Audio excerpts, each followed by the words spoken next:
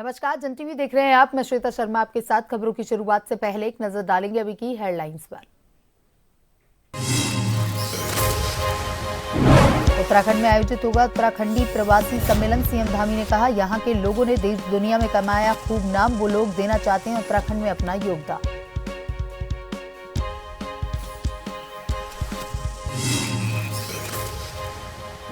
शीतकालीन यात्रा राज्य के लिए साबित होगी गेम चेंजर। अब तक 40,000 यात्री आ चुके हैं चारों धामों में। अब लोगों मिलने लगा हमेशा रोजगार।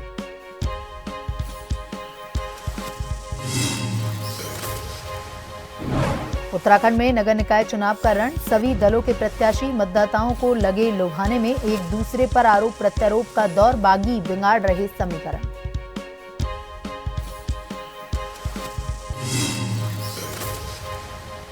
यूपी उत्तराखंड की महिला विधायकों का सम्मेलन यूपी में 2 दिवसीय कार्यक्रम में सदन की कार्यवाही। सहभागिता बढ़ाने पर होगा मंथन, सांसद भी लेंगी भाग।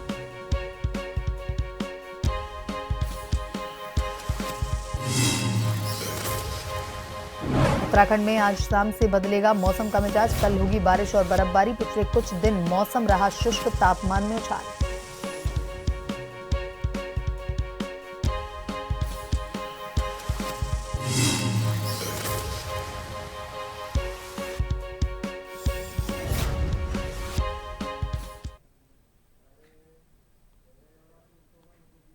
और अब खबरें विस्तार से। उत्तराखंड में भारतीय जनता पार्टी के द्वारा पहले देश के अलग अलग हिस्सों में रहने वाले उत्तराखंडी प्रवासियों का सम्मेलन किया गया था, लेकिन अब उत्तराखंड में अंतर्राष्ट्रीय उत्तराखंडी प्रवासी सम्मेलन होगा। उत्तराखंड के मुख्यमंत्री पुष्कर सिंह धामी ने कहा कि पहले उत्तराखंड में देश के अलग अलग स्थानों पर रहने वाले उत्तराखंडी प्रवासियों का सम्मेलन किया गया था। अब उत्तराखंड में अंतर्राष्ट्रीय उत्तराखंडी प्रवासियों का सम्मेलन होगा। देश दुनिया में उत्तराखंड के लोगों ने खूब नाम कमाया है और उत्तराखंड के लोग जो दुनिया के अलग अलग हिस्सों में हैं, वो उत्तराखंड में अपना योगदान देना चाहते हैं। इसलिए अंतर्राष्ट्रीय उत्तराखंडी प्रवासी सम्मेलन का आयोजन हो रहा है।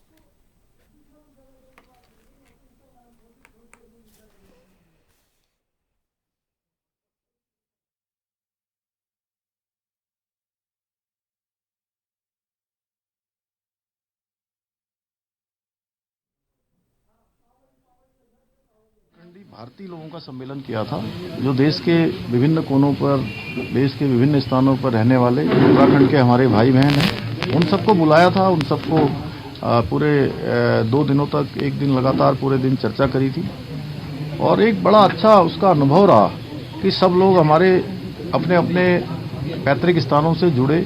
उन्होंने अपने अपने पैतृक स्थानों पर काम करने के लिए, उत्तराखंड की विकास में अपना योगदान देने के लिए हम सबके साथ हाथ बढ़ाया है।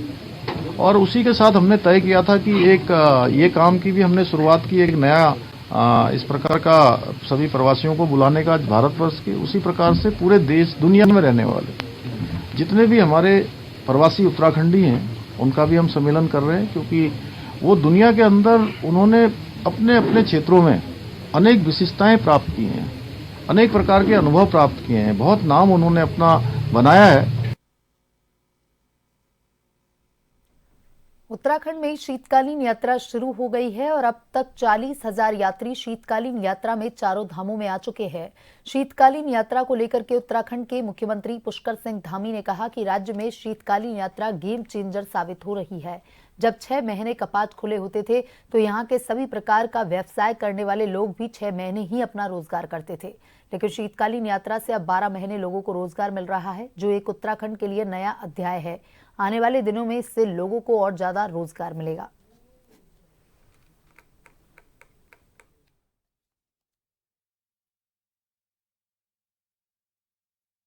ये हमारे राज्य के लिए बहुत बड़ा एक गेम चेंजर साबित होने वाला है, क्योंकि 6 माह जब कपाट खुले होते हैं हमारे धामों के, उस समय यात्रा बहुत जोर शोर से चलती है।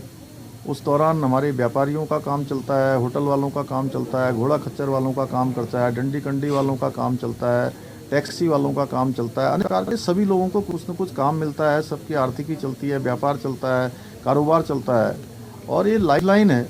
लेकिन 6 माह यात्रा जब बंद हो जाती थी, कपाट बंद हो जाते थे, तो उनका कारोबार बंद हो जाता था, उनको अन्य स्थान अपने सब काम बंद करने पड़ते थे। इस यात्रा के शुरू होने से एक नया अध्याय शुरू हो रहा है, एक नया काम शुरू। वहीं 7 और 8 जनवरी को विठूर में यूपी उत्तराखंड की महिला विधायकों का प्रतिनिधित्व सदन की कार्यवाही में सहभागिता बढ़ाने और संसदीय लोकतंत्र को मजबूत करने में महिला सदस्यों की भूमिका पर मंथन होगा। इसमें उत्तर प्रदेश व उत्तराखंड की महिला विधायकों के साथ ही सांसद भी भाग लेंगी।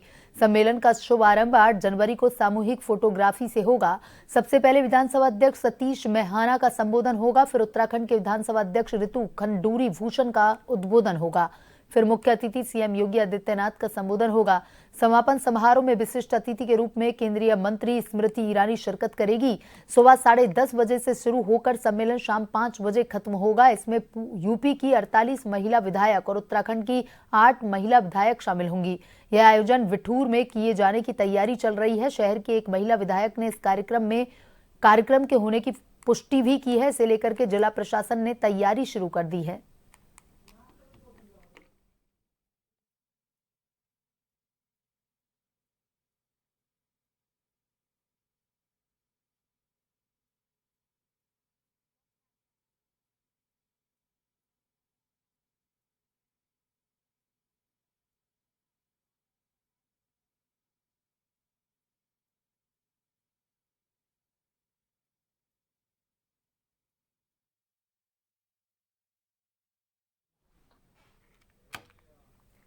निकाय चुनाव को निष्पक्ष और शांतिपूर्ण ढंग से संपन्न करवाने को लेकर के 304 मतदान अधिकारियों को पहला प्रशिक्षण दिया गया। पीजी कॉलेज के जिम्नेजियम हॉल में आयोजित प्रशिक्षण में जिले की 4 नगरपालिका, 6 नगर पंचायतों के लिए तैनात 128 पीठासीन अधिकारी एवं 128 मतदान अधिकारी प्रथम, 20 जोनल मजिस्ट्रेट तथा 28 सेक्टर मजिस्ट्रेटों को प्रशिक्षण दिया गया। प्रशिक्षण में जिला निर्वाचन अधिकारी संदीप तिवारी ने कहा कि सभी मतदान अधिकारी प्रशिक्षण को गंभीरता से लें। जहां पर भी कोई संदेह हो तो बेझिझक होकर वहीं पर डाउट क्लियर कर लें। उन्होंने सभी अधिकारियों को मतदान की गोपनीयता का विशेष ध्यान रखते हुए समय से सभी काम पूर्ण करें। प्रशिक्षण में मास्टर ट्रेनरों ने मतदान का व्यवहारिक प्रशिक्षण के साथ विभिन्न प्रकार के मतपत्रों को भरने व मतपेटी को सील करने की जानकारी दी।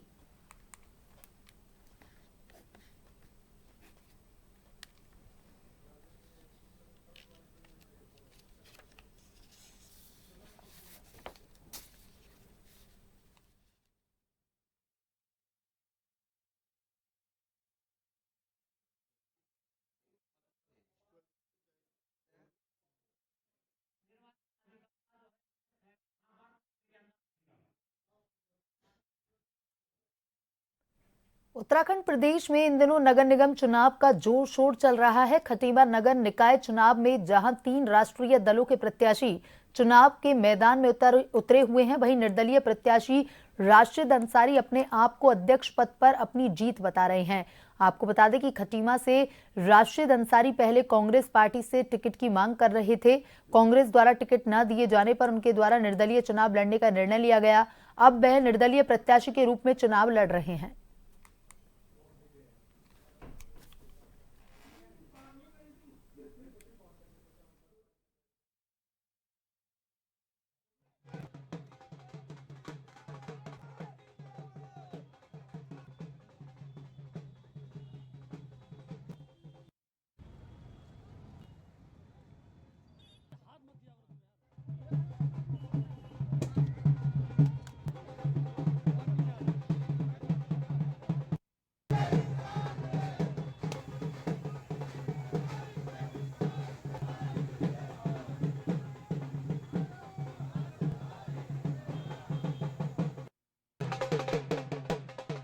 अपनी जीत के प्रति पूरा आश्वस्त हूँ। मैं इसलिए आश्वस्त हूँ कि मैंने पिछले 10 सालों से नगर पालिका में सभासद के प्रतिनिधित्व के तौर में जनता की सेवा की है। पिछले 20 सालों से मैं तहसील में बैठकर जनता की छोटी छोटी समस्याओं को लेकर लगातार आंदोलनरत हूँ। मैंने जनता के बीच में रहकर जनता का काम किया है। मैंने गरीब व्यक्ति को उसका हक दिलाने का काम किया है। मैंने हमेशा खटीमा की जनता के लिए सजग रहकर विकास करने का काम किया है। खटीमा की जनता को मजबूत करने का काम किया है। मैं बहुत ही अपने किए गए कार्यों से, अपने विकास के कार्यों से और जनता के लिए के कार्यों से को लेकर मैं जनता के बीच में हूं और मेरा विश्वास है कि जनता का आशीर्वाद मुझको वोट के रूप में मिलेगा। रामनगर नगर पालिका अध्यक्ष पद के चुनाव को लेकर के जहां एक भाजपा प्रत्याशी एवं पार्टी इस बार नगर पालिका में पहली बार कमल खिलाकर के इतिहास रचने की बात कर रही है, तो वहीं पार्टी प्रत्याशी के विरोध में पार्टी के ही कुछ नेता सोशल मीडिया पर जमकर बयानबाजी कर रहे हैं। तो वहीं भाजपा से बगावत कर निर्दलीय चुनाव लड़ रहे पूर्व में भाजपा के वरिष्ठ नेता रहे नरेंद्र शर्मा भी भाजपा प्रत्याशी की इस राह को रोकने में लगे हुए हैं।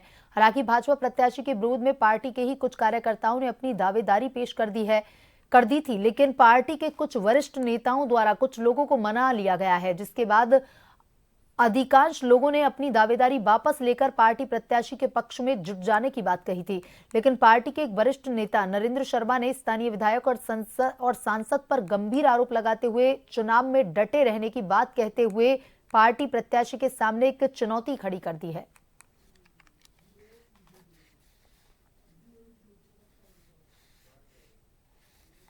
भाजपा की कई मुश्किलें बढ़ नहीं सकती। हम तो लगातार जनता के संपर्क में रहते हैं। मुश्किलें तो जिसकी बढ़ रही हैं आपने देखा होगा, वो चेहरा लोग पहली बार देख रहे हैं जो यहाँ पर आ रहे हैं। भारतीय जनता पार्टी तो विगत कई वर्षों से लगातार नगर में संपर्क में रहती है और सीमा विस्तार जिस क्षेत्र का कराया तो बड़ी आशा है लोगों को और बड़ा उत्साह भी है। और ऐसा कहीं मुझे नहीं लगता है कि भारतीय जनता पार्टी इस बार परचम लहराने जा रही है। हर कोने गांव गली से एक ही आवाज़ आ रही है कि कमल खिलने हमारा जा रहा है और कहीं कोई बगावत के सुर ऐसे नहीं दिख रहे हैं। और भारतीय जनता पार्टी और प्रदेश नेता सभी लोगों को जो है मना लिया गया है।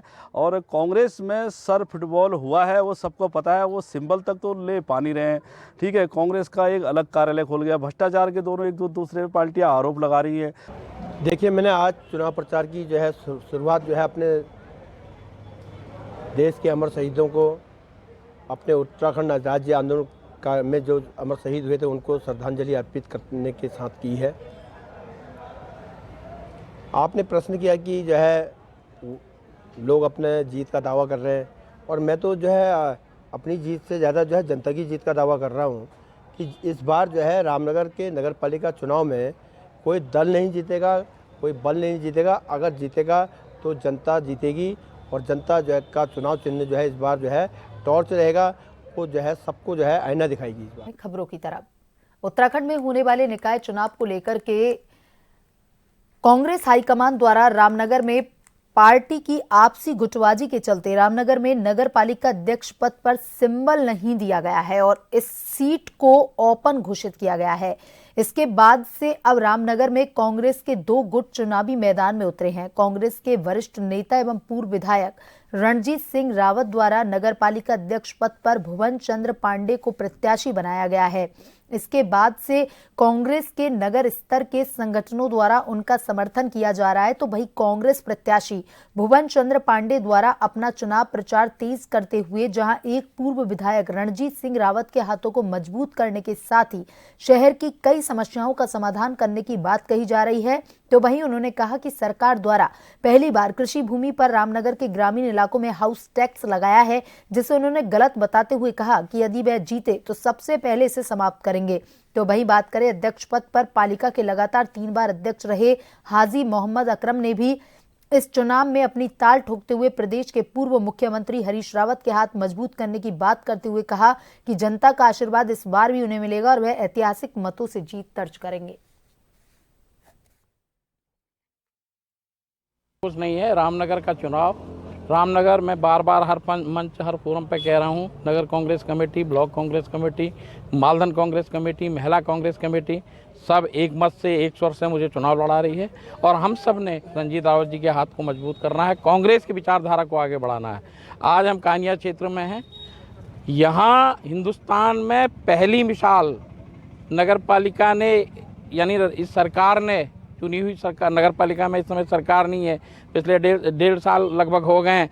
इस बीच पहली बार खेती की ज़मीन पर हाउस टैक्स लगाया है और वो हाउस टैक्स हजारों लाखों रुपए में है। जी उम्र के ऐसे पड़ाव में हैं कि उनकी मरम्मत जरूरी है, वो उनको मजबूत करें तो अच्छी बात है। चुनाव कांग्रेस के एजेंडे का चुनाव है, विकास का चुनाव है। रामनगर में जो 90% से ज़्यादा भूमि विभिन्न वर्गों में है, जिनमें मालिकाना हक लोगों के पास नहीं है, चाहे वो नजूल है, चाहे वर्ग 6 है, वर्ग 10 ख है, उन सबके विनिमतीकरण की प्रक्रिया को आसान बनाना और रेटों को सरल करना, यह हमारी प्राथमिकता होगी। उससे हम सरकार से और क्या से लड़ेंगे, और जो शहर में सीवर लाइन अभी तक नहीं पड़ी है उसके लिए लड़ेंगे। हमारा चुनाव जो है विकास का है। हमें जो संस्कार में मिली है इज्जत है, इज्जत करनी, मान सम्मान करना, शहर का विकास करना। अभी आप देखिए हमने पानी की कितनी बड़ी योजना यहाँ चलाई थी, 80 फुट पर पानी बिना मोटर के जा रहा है। अभी हमारी योजना जो है आप देखिए वो घर घर गैस पाइपलाइन, सिलेंडर का काम नहीं, वो हमारा काम चल रहा है। और हमारे साथ ऐसे ऐसे कद्दावर लोग, निशांत बाबू बैठे हैं, ताहिब भाई बैठे हैं, हमारे पुष्कर दुर्गापाल जी हैं, मौलाना हैं, शरद भाई साहब ने उद्घाटन, हमारे गोयल साहब बैठे हैं, हमारे सत्यवली जी बैठे हैं, मुन्ना भाई बैठे हैं, और हमारे शिल्पू हमारे बेटे बैठे हैं, और हमारे शेरदा भी बैठे हैं, जैन साहब भी बैठे। तो ये तमाम लोगों का एक मजमुआ है, इसी से हम कामयाबी कामरानी अता फरमाएंगे। रामनगर काशीपुर मार्ग के कोतवाली के समीप उत्तराखंड परिवहन निगम की रामनगर डिपो की एक बस के अचानक से ब्रेक फेल हो जाने की वजह से वह बस सड़क किनारे खड़े एक बिजली के पोल से टकरा गई। घटना के बाद मौके पर सड़क से गुजर रहे लोगों ने जहां एक ओर भागकर अपनी जान बचाई, तो वहीं बस की चपेट में आ जाने से अमरूद से भरा एक रिक्शा एवं 2 बाइक और एक स्कूटी क्षतिग्रस्त हो गई। हालांकि दुर्घटना में किसी प्रकार की कोई जनहानि नहीं हुई है। बताया जाता है कि बस के बिजली के पोल पर टकराने के बाद बस में सवार एक महिला यात्री मामूली रूप से चोटिल हो गई है, जिसे उपचार के लिए रामनगर के सरकारी अस्पताल ले जाया गया।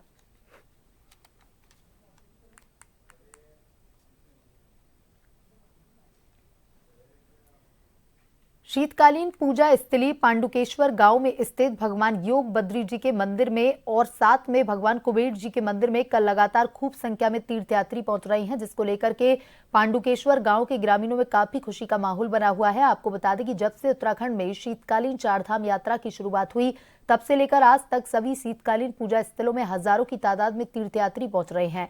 वहीं पांडुकेश्वर गांव बद्रीनाथ धाम की यात्रा का मुख्य पड़ाव के रूप में भी जाना जाता है, जहां कई देवी देवताओं के प्राचीन रहस्यमयी और चमत्कारिक मंदिर विद्यमान हैं। जहां भगवान बद्री विशाल की 6 माह शीतकालीन पूजा भगवान योग बद्री के मंदिर में की जाती है। इसके साथ ही भगवान कुबेर और भगवान उद्धव की भी 6 माह पूजा अर्चना की जाती है।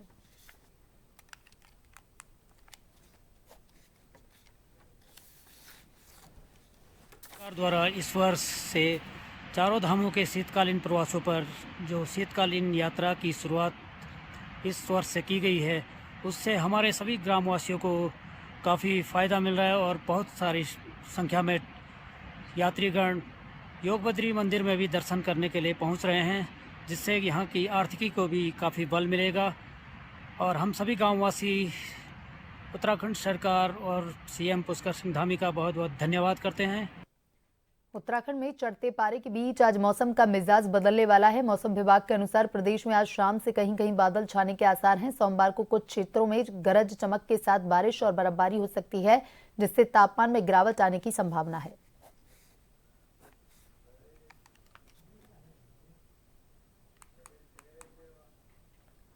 मथुरा के थाना महावन क्षेत्र के एक निजी अस्पताल में किशोरी की मौत से गुस्साए परिजनों ने हंगामा किया। हंगामा होने पर अस्पताल संचालक व अन्य लोग वहां से चले गए। वहीं पुलिस ने शव को कब्जे में लेकर पोस्टमार्टम के लिए भेज दिया। परिजनों ने अस्पताल के चिकित्सक पर बिना बताए किशोरी को मथुरा रेफर करने का आरोप लगाया। वहीं हंगामे की सूचना पर पहुंचे मीडिया कर्मियों से भी अभद्रता की गई। थाना प्रभारी महावन डेजी पवार ने बताया कि घटना की सूचना मिलने पर शव को पोस्टमार्टम के लिए भेजा गया। तहरीर मिलने पर नियमानुसार कार्रवाई की जाएगी। वहीं पत्रकारों की ओर से भी तहरीर मिली है।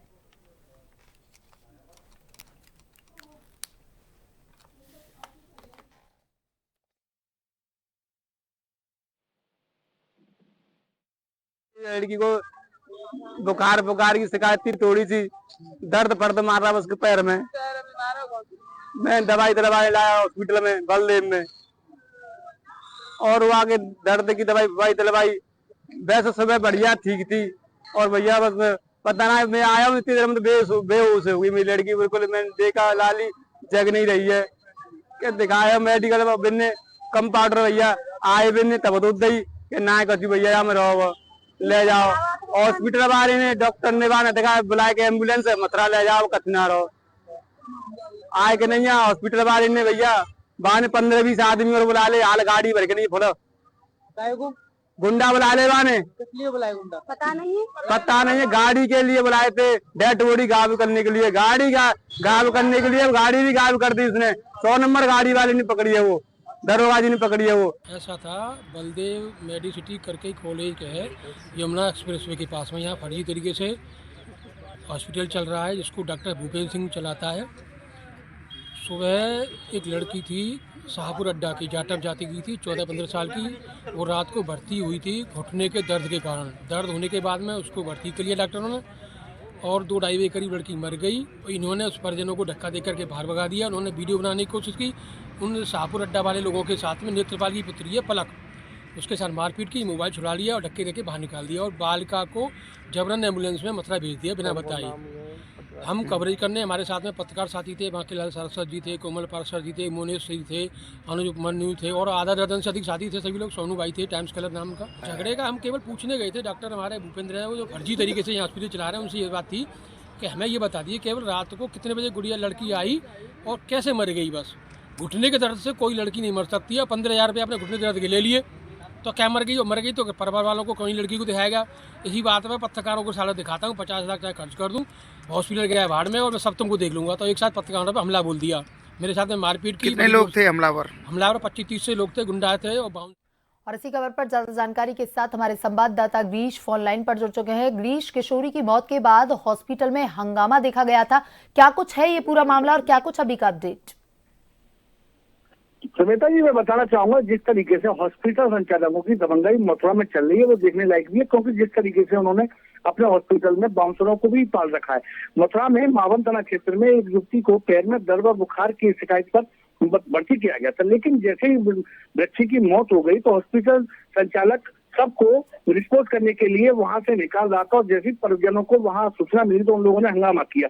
लेकिन वहां पर जैसे ही पत्रकारों को भी सूचना मिली, कवरेज के लिए पहुंचे, तो पत्रकारों के साथ वहां के रहने वाले संचालक ने बाउंसरों के द्वारा मारपीट की। लेकिन पुलिस की सबसे बड़ी अहमता ये भी दिखाई गई कि सूचना जब पुलिस को दी तो पुलिस ने केवल तहरीर ली, न कि पत्रकारों की तरफ से कोई मुकदमा दर्ज किया।